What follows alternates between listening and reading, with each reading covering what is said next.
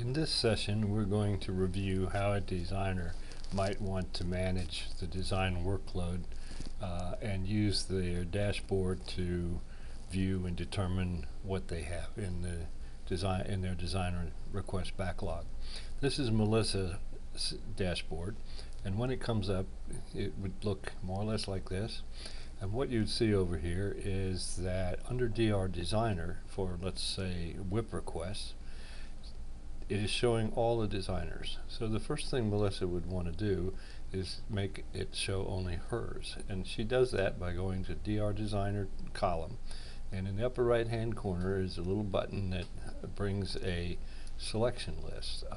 It will be all the designers in the list. And she will pick her name and check the box. And that will limit the selection here to just Melissa's design requests. And so we see Melissa Hall here, we check it. We then click out of that and we have only Melissa's. But she only wants to see the open ones, and so she'll do the same thing with the DR's open column.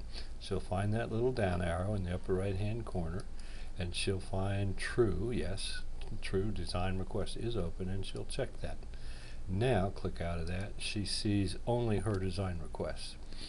Now she notices at the top of the list a new one which she hadn't seen before, 174538, and so to learn the particulars of that, she will click on it, and that will automatically fill out all of these, or populate in cyber jargon, all of these fields related to this order. And what she can see, it was issued on the 10th of July, and over here it is number 1, the first one issued for it. It's not been completed. If it were, there'd be a 1 there. And of course design hours, which is the number of hours she actually takes to, or fraction of hours that she uses to complete this, that's empty because this is a new one. It's needed on the 13th. It's not a firm date, so there's a little flexibility, and the salesperson has estimated a half an hour for this. It is for production art, and this is the name of it, and she's got some notes in there, provide paper layout. She can click in here and get that sort of double column that on the list, and she can actually draw this out and see some more of that.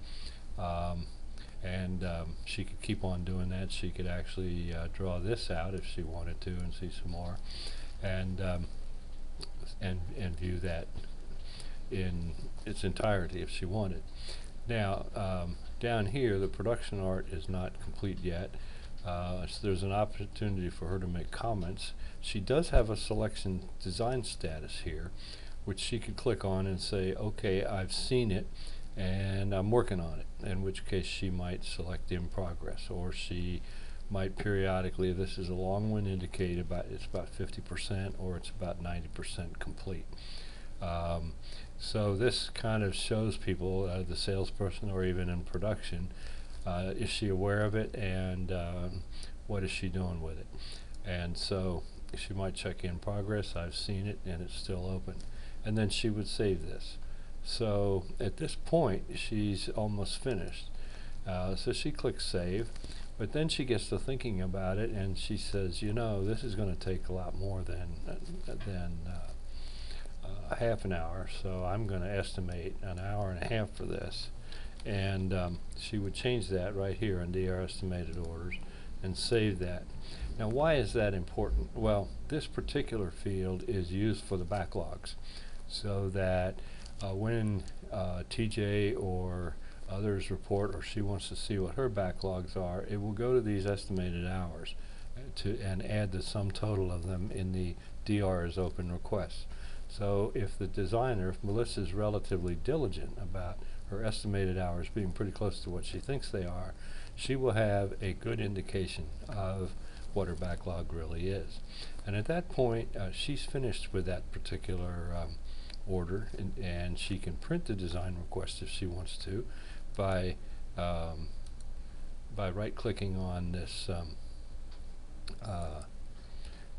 particular order and going up and choosing print and then design request right here. So if she wanted a copy of it for some reason, she could print it out and put it on her desk. Presumably she's been emailed a copy by the salesperson, so she wouldn't need to do that. And once she's done with that, she's ready to put it on her desk and work on it as she sees fit. What we're waiting now is for the preview of that particular report.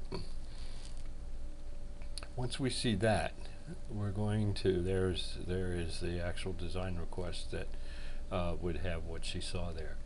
Now let's go back here and assume that Melissa has completed this design request. And let's show how she would indicate that.